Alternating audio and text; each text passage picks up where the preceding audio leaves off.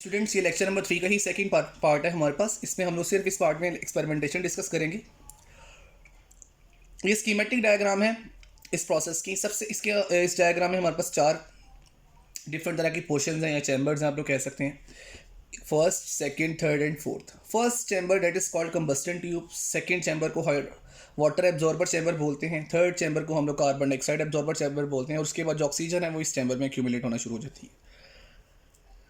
जो भी organic compound जिसके अंदर कार्बन, हाइड्रोजन, ऑक्सीजन है, जिसका भी आप लोगों ने एम्पिरिकल फार्मूला मालूम करना है, उसको सबसे पहले हम लोग इस कंबस्टन ट्यूब के अंदर प्लेस कर देते हैं।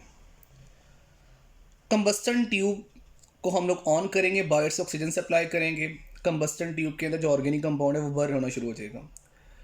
और कंबस्टन ट्यूब के अंदर जो कंपाउंड है उसके अंदर जो एलिमेंट्स हैं उनका क्या होगा, जो उसके अंदर कार्बन है वो ऑक्सीजन से इंटरेक्ट करके कार्बन डाइऑक्साइड में कन्वर्ट हो जाएगी। इसी तरह से ऑर्गेनिक कंपाउंड में जो हाइड्रोजन है वो ऑक्सीजन से मिलकर वाटर में तब्दील हो जाएगी और ऑक्सीजन आपस में मिलकर ऑक्सीजन में ही रहेंगे। अब यहाँ पर यह है कि तीनों चीज़ें जो ऑक्साइड्स की फॉर्म में है या वेपर्स फॉर्म में या गैशियस फॉर्म में, वो यहाँ से ट्रांसफ़र होकर आगे मूव करना शुरू कर देंगे। ये पाइपलाइन है हमारे पास। इसके आगे हमारे पास एक चैम्बर है, that chamber is called as water absorber chamber. इसके अंदर हम लोगों ने मैग्नीशियम पर क्लोरेट रखा होता है। याद रखें, सबसे पहले मैं एक बात बताना भूल गया, कंबस्टन ट्यूब के अंदर जब आप लोगों ने ऑर्गेनिक कंपाउंड को प्लेस करना है, सबसे पहले इसका वजन मेजर करना है आपने।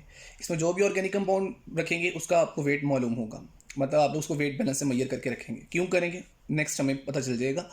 इसके बाद वाटर एब्जॉर्बर चैम्बर। तो वाटर को एब्जॉर्ब करवाने के लिए हम लोगों ने यहाँ पे मैग्नीशियम पर क्लोरेट रखा। मैग्नीशियम पर क्लोरेट का भी वेट करके ही हम लोग यहाँ पर इसको प्लेस करेंगे। मैग्नीशियम परक्लोरेट एक एक्सीलेंट वाटर एब्जॉर्बर है। 99.99% वाटर वेपर्स को ये एब्जॉर्ब कर लेता है। इसके बाद सारे का सारा पानी यहाँ पर एब्जॉर्ब हो जाएगा, कार्बन डाइऑक्साइड, ऑक्सीजन आगे मूव कर जाएंगे। यहाँ पर हमारे पास 50% KOH होता है। KOH इस वजह से लिया हम लोगों ने क्योंकि KOH हमारे पास बेस है और CO2 हमारे पास एसिडिक गैस है, तो ये बेस्ट एब्जॉर्बर्स के लिए बन जाएगा क्योंकि इनका इंटरेक्शन बहुत अच्छा होगा। तो 50% KOH हमारे पास है, तो मतलब यहाँ पर हम लोग जो KOH का सोल्यूशन रखेंगे उसका भी वेट हम लोगों ने मेजर किया। हम लोग इसको सॉलिड फॉर्म में अगर हमारे पास मौजूद है तो उसको वेट मेजर करके हम लोग यहाँ पे इसको प्लेस कर देंगे। तो 50% KOH से मुराद है कि आधा इसके अंदर KOH है, आधा इसके अंदर क्या है, वाटर है। तो CO2 इसके अंदर एब्जॉर्ब हो जाएगी। नेक्स्ट ऑक्सीजन हमारे पास इस चैम्बर में रहेगी। यहाँ पर हमारे पास कोई भी एब्जॉर्बर नहीं होगा because there is no suitable absorber for oxygen. ये हम लोग इसको ऐसे ही रहने देंगे। ये हमारे पास वो रिएक्शंस हैं।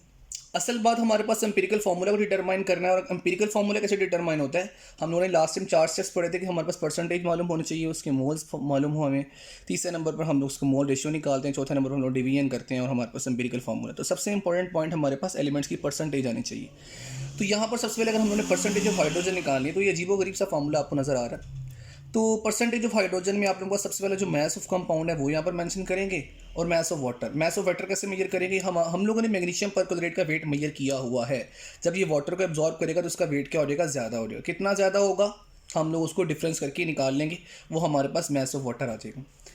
नेक्स्ट हमारे पास जो हाइड्रोजन का जो वेट होता है वो 2.016 होता है और वाटर का जो वेट होता है वो कितना होता है, 18 होता है। परसेंटेज कैसे निकल रही है, पहले मैस ऑफ कंपाउंड में से हम लोग mass of water find out करेंगे, percentage of hydrogen water find out करेंगे और फिर हम लोग वाटर में से हाइड्रोजन की परसेंटेज निकालेंगे। मतलब यहाँ पे दो तरह से इनडायरेक्टली हम लोग परसेंटेज निकाल रहे हैं।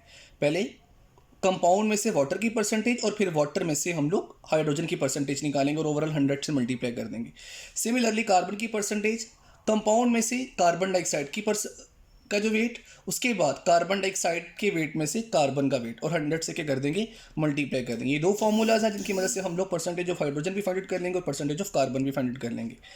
परसेंटेज ऑफ ऑक्सीजन को अगर हमको निकालना है तो यहाँ पे तो हमारे पास एब्जॉर्बर नहीं है। हमें पता है कि टोटल रिजल्ट मैक्सिमम परसेंटेज हमारे पास 100 होती है, तो जो भी परसेंटेज हमारे पास कार्बन की बनेगी और हाइड्रोजन की बनेगी उनको हम लोग सम अप करके 100 में से क्या कर देंगे, माइनस कर देंगे, वो हमारे पास आ जाएगी परसेंटेज ऑफ हाइड्रोजन। अगर हम लोगों ने परसेंटेज निकाल ली है तो उसके बाद हम लोग इनके नंबर ऑफ मोल्स निकाल के इनका एम्पिरिकल फार्मूला बहुत आसानी के साथ डिटरमाइन कर सकते हैं। इंपॉर्टेंट पॉइंट यहाँ पर ये कि हम लोग इस अरेंजमेंट को चेंज नहीं कर सकते क्योंकि जो वाटर है इसके जो वेपर्स हैं वो फ़ौरन से कंडेंस होना शुरू हो जाते हैं। और अगर सपोज डेट कि ये चैम्बर इधर पड़ा हुआ है तो वाटर हमारे पास KOH के साथ ऐड होना शुरू हो जाएगा। ठीक है, इस वजह से हम लोग पहले वाटर को एब्जॉर्ब करवाएंगे ताकि हमारे पास सारे का सारा वाटर एब्जॉर्ब हो कि कार्बन डाइऑक्साइड आगे जाए। और ये ट्यूब की लेंथ हम लोगों ने ज़्यादा रखी होती है as compare to these two lengths, because जितना ज़्यादा इसको पाथ मिलेगा उतनी ही जल्दी उतना ही वाटर को टाइम मिल जाएगा कंडेंस होने के लिए। इस वजह से हम लोग इस अरेंजमेंट को तब्दील नहीं कर सकते।